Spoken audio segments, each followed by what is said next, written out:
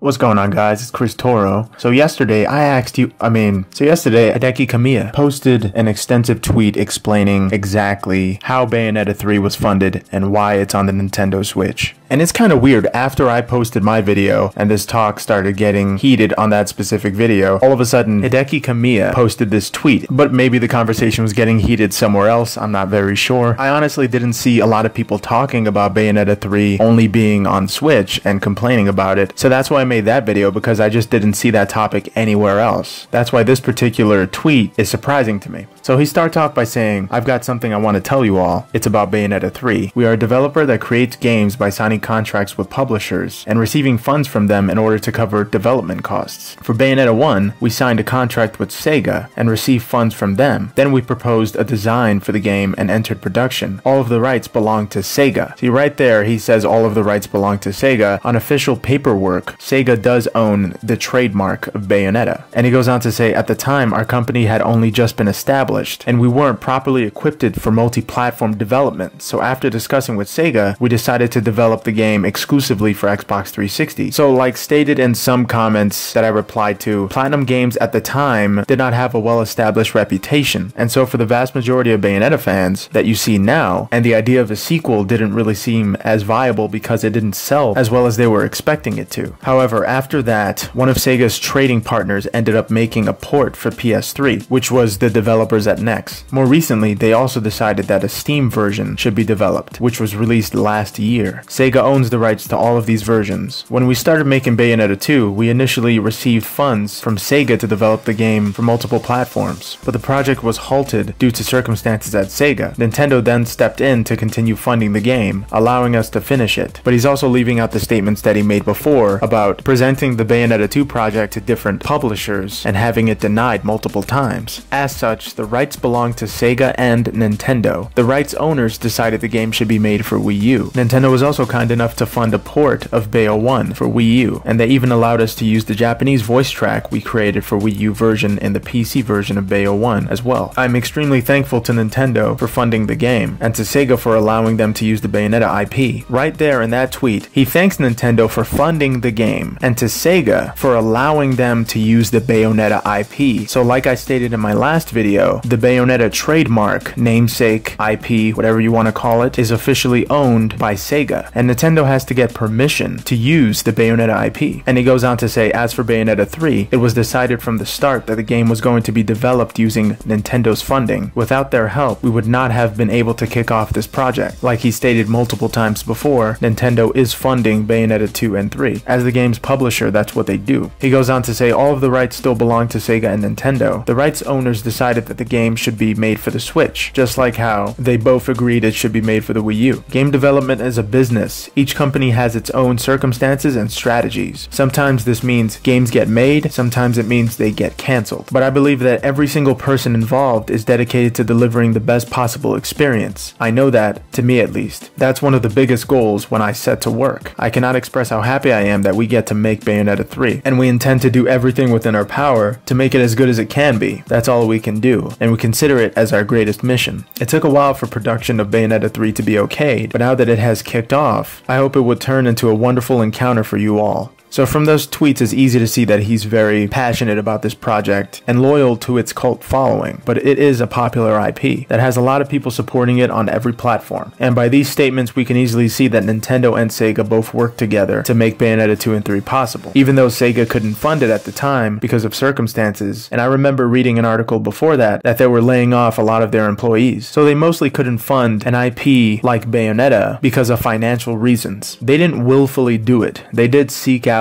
other publishers to fund the project, because even if it is business or not, Hideki Kamiya does actually mean a lot to Sega. And even though Sega does own the IP of Bayonetta, to help their IP and the Nintendo Switch alike, Bayonetta being for the Nintendo Switch is most likely the best thing to happen to the franchise. Not only will it get more of a following, and how you can see in a lot of comments in YouTube, a lot of people still haven't played or even own Bayonetta. So to come to a platform that is this revolutionary, it's bound to get Bayonetta a lot more attention. And it is the best thing to happen to Bayonetta, even though a multi-platform is not possible at the time. And of course, for financial reasons, Sega signed a contract with Nintendo, and now Nintendo owns Bayonetta 2 and 3. But signing away their entire IP to Nintendo is something a company should never do, especially when a franchise is as popular as Bayonetta is. It wouldn't make a lot of sense for Sega just to give up one of their most valuable IPs. And Shinji Mikami said it right here, that Sega and Nintendo own Bayonetta. But specifically, Sega owns the IP and Bayonetta 1, while Nintendo owns Bayonetta 2 and 3.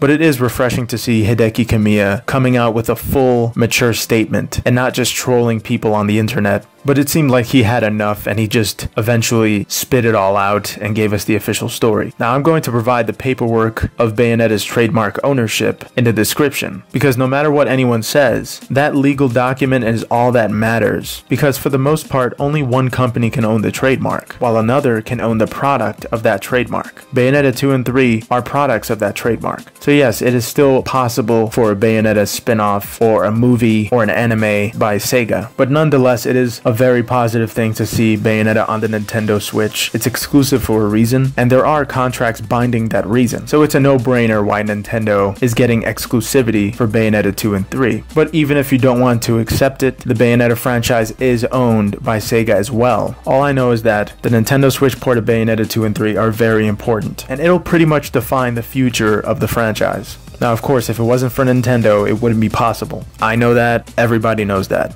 But that's the key word here, possibility. When given enough time and patience, anything is possible. I can play Final Fantasy VII on my phone. I can eventually play Mario Kart on my phone. I'm not particular to any platform, in case you're wondering. I own every single system, and I like only the games they provide and the developers that work on those games. Hideki Kamiya, Shinji Mikami made Resident Evil 4, one of my favorite video games of all time. I respect those developers to the ends of time. There's no one else that I would rather have making a video game that I'm eventually going to play other than Hideki Kamiya. When it comes to console gaming and exclusives and community, the only thing that really matters is the attitude that you have towards the other people on the other platforms. If you have all the platforms, then of course you just won't really care. Now I can't speak for you guys, but I am definitely happy to see a game like Bayonetta 2 on any console. And because I'm handed every console on Christmas, or because I buy my own consoles after I work and earn the money myself, I don't really care about exclusivity. All I care about is the possibility of it being for all consoles, so I can compare all of them. And because Bayonetta started off as a multi-platform game, that brought that topic to my mind, because I didn't really see a lot of people talking about it, and honestly I didn't see all of the comments from the IGN reports about Bayonetta 2. I didn't see all those arguments. I didn't know that talking about Bayonetta 2 on another platform, which I owned, was a big deal or a sore topic. But like I said before, the only thing that matters about the console communities and the exclusivity is your attitude towards the other people. And if you go to Hideki Kamiya's Twitter and start asking him and complaining about certain things, you're not only making yourself look bad, but you're making the community as a whole look bad. But of course, Hideki Kamiya also responded like talking about their mothers and all this immature stuff that I would mostly laugh at if he tweeted to me. But even if you are a developer, your attitude still has to be the same. And I know that his actions were brought by people with bad attitudes and with dumb questions. It's just strange to eventually see him tell the entire story, but nonetheless it is good to see him give an entire statement about it. And the thing about people who were angry about Bayonetta 2 was that they just didn't support the kind of system that Nintendo was marketing. They supported Nintendo, but they just didn't like Nintendo Wii U. It mostly wasn't about Nintendo or the franchise. It was just about that specific type of platform that nobody really wanted to get into. Now of course, in a position like that, Kamiya probably felt not so content, so he didn't exactly address the situation in a very detailed way. But hey, like I said, I could care less about what platform it's on. All I want is for the developer and for the franchise to be as successful as possible. But since the beginning of my videos, I wasn't talking about Nintendo specifically. All of their IPs, almost everything that they've made is genius. It was about that specific hardware and platform, and the fact that it was limited not only in how many cores it had or anything like that, but how many people actually had it and were interested in it.